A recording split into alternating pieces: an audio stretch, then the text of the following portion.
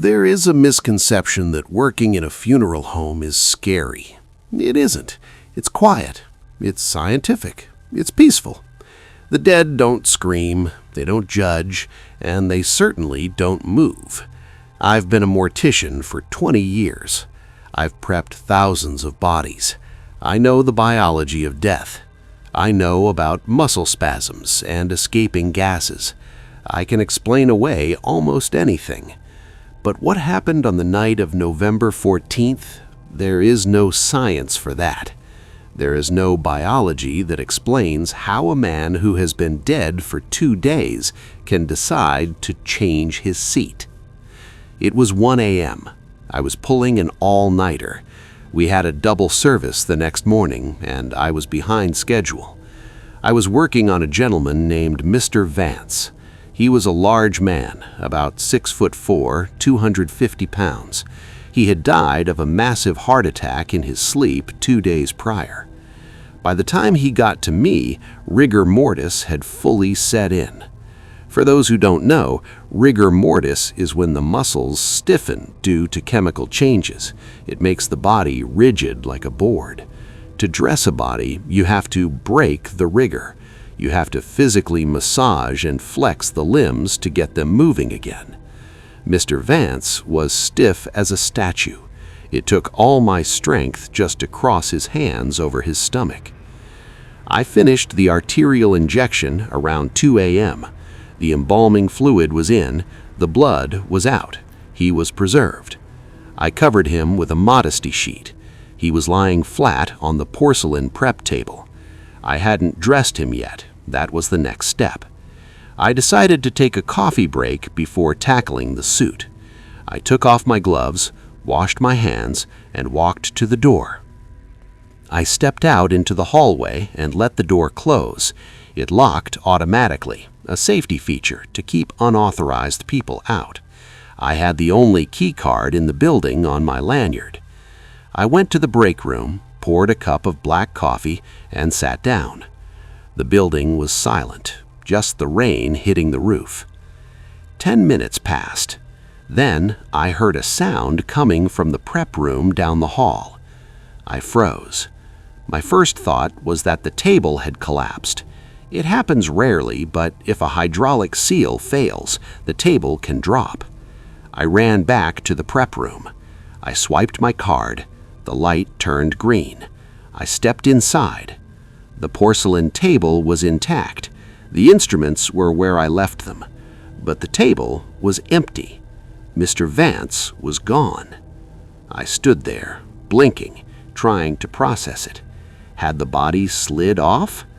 I walked around to the other side of the table, expecting to find him on the floor. The floor was empty, just clean white tiles.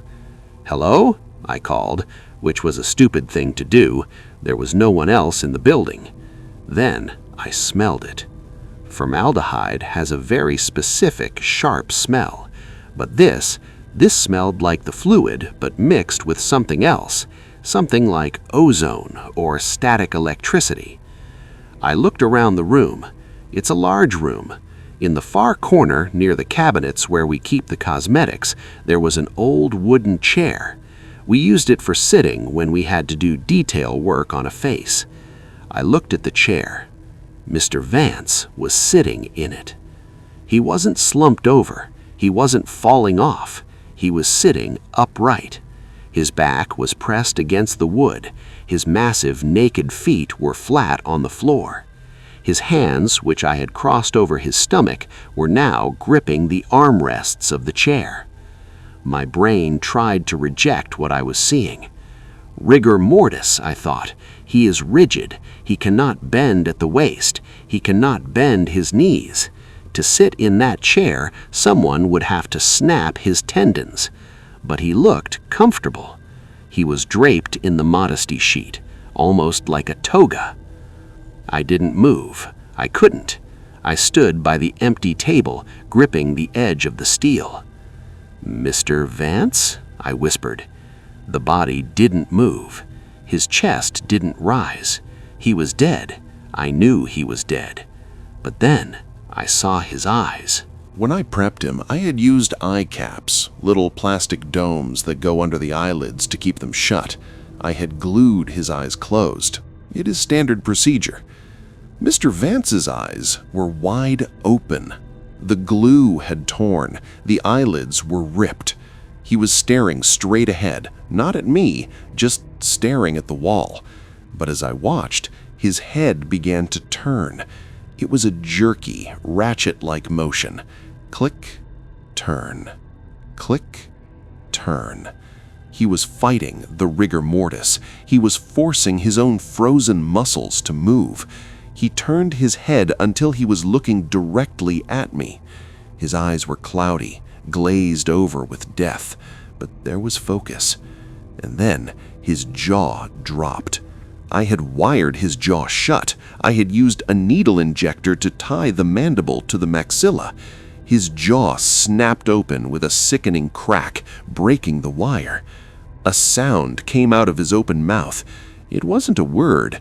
It was the sound of escaping gas, but it wasn't a burp or a moan. It sounded like a laugh. Oh. A long, dry, wheezing exhale that sounded like a mockery of laughter. I didn't scream. I didn't think. The primal part of my brain just said, "Predator." I backed out of a room. I hit the door release. I slammed the door shut and heard the magnetic lock engage. I ran. I ran out the back exit, into the rain, and got into my car. I locked the doors and drove to the police station 3 blocks away. I told them someone had broken in. I told them someone had moved the body. I didn't tell them the body moved itself. They would have committed me. 2 officers came back with me. We walked down the hall. My hands were shaking so bad I couldn't swipe the card.